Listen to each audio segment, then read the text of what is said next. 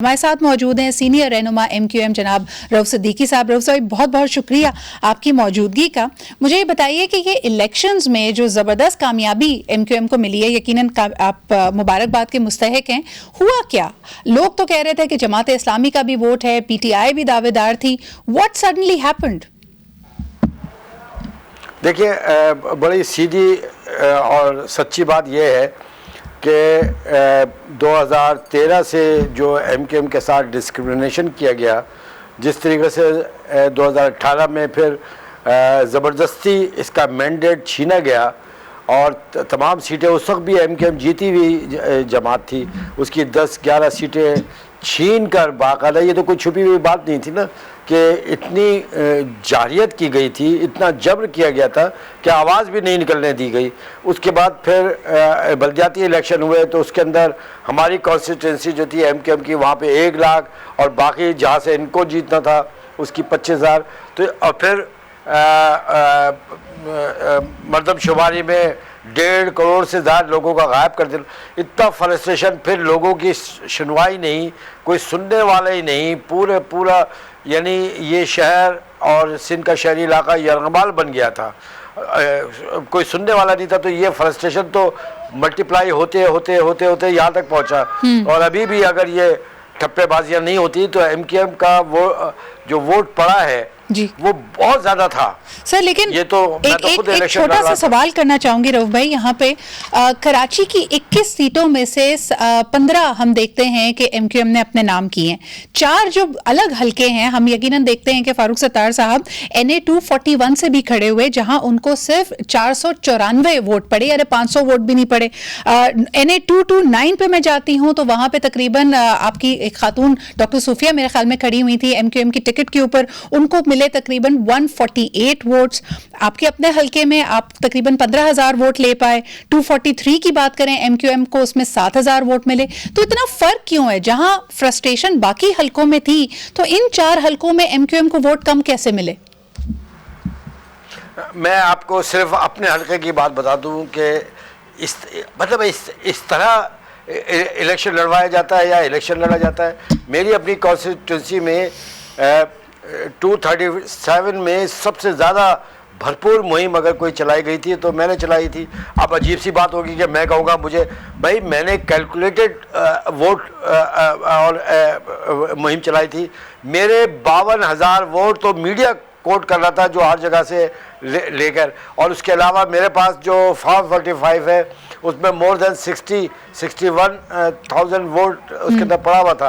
और फिर जब फॉर्म 47 आया तो पता चला कि 15,000 वोट मेरे पड़े। यार कोई हद होती है। मिसाल के तौर पे मेरे मातहत 3 MPA इलेक्शन लड़ रहे थे, दानियाल, उनको 30,000 वोट पड़े जो मेरे मातहत थे।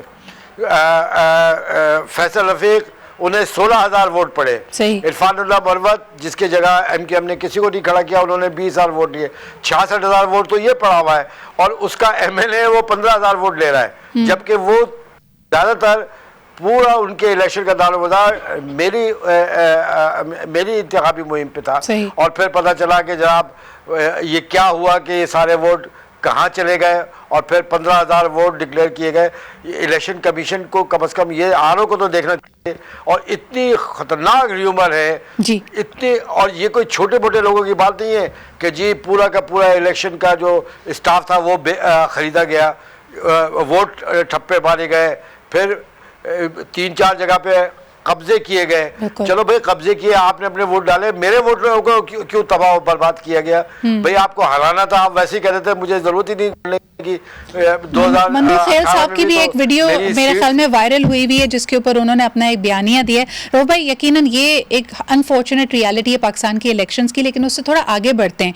मुझे ये बताइए कि जब MQM विक्ट्री स्पीच दे रही थी और अपने तमाम हामियों का शुक्र अदा कर रही थी, वोटर्स का शुक्रिया अदा कर रही थी, आपने कहा फ्रस्ट्रेशन और गुस्सा था, लेकिन साथ साथ कभी जोश खिताबत होती है। लेकिन हमने इस शहर को जलते हुए देखा है जस्ट बिकॉज स्टेटमेंट्स चुपती हुई आ जाएं।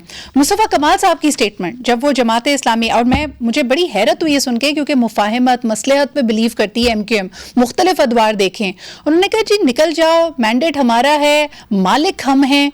ये इन जुमलों से और इस इस्तिलाह से क्या मायने लें हम? अच्छा, मैं आपको कहूँगा इतना तो दरगुजर करना चाहिए कि आप बताइए, बरसा बरस की फ्रस्ट्रेशन, बरसा बरस की अपनी आंखों के सामने ये तबाही हम देख रहे हैं, बरसा बरस से लोग आके हमारे सामने खड़े होते हैं कि एक वक्त ऐसा आ जाता है कि एक दो जुमले अगर निकल जाए जिसको वो मीन भी नहीं करते, कि मतलब है ये नहीं कि हम कोई मारने पीटने चले जा रहे हैं, लेकिन मसला ये है कि जिनको कहा जा रहा है, आप अंदाज़ा तो लगाइए कि वो कितना कुछ कह रहे हैं, कितना कुछ तबाह किया, कितना कुछ लूटा गया इस शहर बेमा को। अगर दो चार जुमले ऐसे निकल भी जाए जो मीन भी ना करते हो, तो इतना तो कम से कम माइलेज देना चाहिए कि भाई आप बहुत नफीस इंसान है, तो आपकी बात पे चले, हम दरगुजर कर देते हैं, आगे बढ़ते हैं। मुझे अगला सवाल आपसे ये करना है कि इस वक्त कहा जा रहा है 3 से 5 वजारतें एमक्यूएम को विफाक में मिल सकती हैं, और दूसरी तरफ पाकिस्तान पीपल्स पार्टी ने एक उसूली मौक़िफ़ लिया है या पता नहीं क्या, उन्होंने कहा कि जी हमें कोई विफाकी वजारत नहीं चाहिए। हम जानते हैं कि जिन मसाइल की तरफ आप इशारा कर रहे हैं उसमें कहीं ना कहीं सिंध में पाकिस्तान पीपल्स पार्टी और एमक्यूएम ही आमने सामने होती है। पीएमएल-एन के लिए आप दोनों ही इंपॉर्टेंट कोएलिशन पार्टनर्स होंगे, आपके मसाइल सुलझाने में सालिस का किरदार अदा करेगी। आप जो सिंध के और कराची के दीरेना मसाइल हैं उसमें हल, या अभी भी हमें लगे कि कराची वाले उसी तरह लावारिस हैं, उनकी कोई सुनवाई नहीं होगी? नहीं, बीबी मैं इस बात का हमेशा से कायल रहा हूँ, ये अभी की बात नहीं है, मैं हमेशा से कायल रहा हूँ कि देखिए फितरी इत्तेहाद अगर कोई बनता है जी, तो वो बनता ही पीपल्स पार्टी से है जो सिंध के अंदर है। सिंध के शहरी इलाकों की नुमाइंदगी का मैंडेट इन्हें तस्लीम करना चाहिए था बहुत पहले, और फिर हम कोई दुश्मन भी नहीं थे। इनको जब भी वोटों की ज़रूरत पड़ी प्राइम मिनिस्टर के लिए, वजारत उज़्मा के लिए, और इनकी जब गवर्नमेंट बनी तो हमने ये नहीं किया कि इनके मैंडेट के ऊपर हमने ज़ोर ज़बरदस्ती करके हमने मुस्लिम लीग नून को दिया। बेनज़ीर साहबा जब तशरीफ़ लाई उनको वोट दिया प्राइम मिनिस्टर के लिए, जबकि हम बैलेंसिंग वोट पे थे। फिर आसिफ ज़रदारी साहब तशरीफ़ लाए, तब भी हमने इनको फुल फ्लैज हुकूमत के लिए इनको मैंडेट दिया। हर जगह पे हमने फर्स्ट प्रायोरिटी यहीं पे रखी, लेकिन बाइख्तियार फरीक का ये फ़र्ज़ है कि वो उस मैंडेट का भी एहतराम करे जो मैंडेट हमें हासिल है। अच्छा, ये मैंडेट हमें हासिल है, हम उठा के आपको वोट दे देते हैं। अरे प्राइम मिनिस्टर का वोट सिर्फ नहीं देते हम प्रेसिडेंट का भी वोट दिया हमने, हम स्पीकर का भी दे रहे हैं, चेयरमैन सेनेट का भी दे रहे हैं, सारे वोट तो हम इनकी गोदों में डालते रहे। तो उसके जवाब में ये नहीं होना चाहिए कि आप इस तरह डिस्क्रिमिनेशन करें कि आप किसी बात को 2024 से ऑनवर्ड्स कराची की मेयरशिप या सिंध की गवर्नरशिप क्या मिलेगी एमक्यूएम को? देखिए, मैं तो कह रहा हूं कि ये बुनियादी हक मेयरशिप का एमक्यूएम ने बायकाट किया था, और ये भी पता है कि उसूली बायकाट था कि 1 लाख की कॉन्स्टिट्यूंसी आपने यूसी की बनाई, और हम जिसमें हम लड़ रहे थे, और 25-25 हज़ार दूसरी, तो ये इलेक्शन ही इलीगल था, जिसको हुकूमत सिंध ने भी तस्लीम किया। फिर एक लेटर भी लिखा गया कि 50 सीटों के ऊपर ये ज़्यादती हुई है, लिहाजा डीलिमिटेशन की जाए। तो ये डीलिमिटेशन करने के बाद यहाँ पे दोबारा री इलेक्शन होना चाहिए। ये इस तरीके, अगर आप जेन्युइनली चाहते हैं कि ये मुल्क और सूबा तरक्की करे साथ साथ जी, तो आपको ये काम करना पड़ेगा कि हकीकी नुमाइंदों के हवाले किया जाए। अभी जैसा आपने कहा कि वफाक में हमारी मिनिस्ट्रीज की बात है, हमने पहला एक उसूली मौक़िफ़ रखा है, और ये सबके लिए है, ये सिर्फ कराची के लिए नहीं है, हैदराबाद के लिए नहीं है, कि तमाम ज़िलों को पावर दिया जाए, इख्तियार दिया जाए। और ये आपकी उसूली ख्वाहिश भी है, और उम्मीद करते हैं कि पीएमएल-एन इन ख्वाहिशों का पास रखे, और यकीनन ये एक्सपेक्टेशंस जिसकी आप नुमाइंदगी कर रहे हैं वो सिर्फ और सिर्फ एमक्यूएम की नहीं है, वो पाकिस्तान की, सिंध की, और यकीनन शहर कराची की भी हैं। पता नहीं क्या होता है कि वजारत उज़्मा की कुर्सी पे बैठने वाले शख्स को शायद कराची दिखाई नहीं देता, सुनाई नहीं देता। तो अब हम देखते हैं कि अगर 3 से 5 वजारतें एमक्यूएम के पास होंगी तो उम्मीद ये है कि वज़ीर आज़म कुछ वक्त कराची को भी देंगे, कुछ नजर करम वहाँ पे भी होगी। रऊफ सिद्दीकी साहब हमारे साथ मौजूद थे। तमाम मेहमान जो आज के प्रोग्राम और गुफ्तगू में शामिल रहे उनका बहुत बहुत शुक्रिया।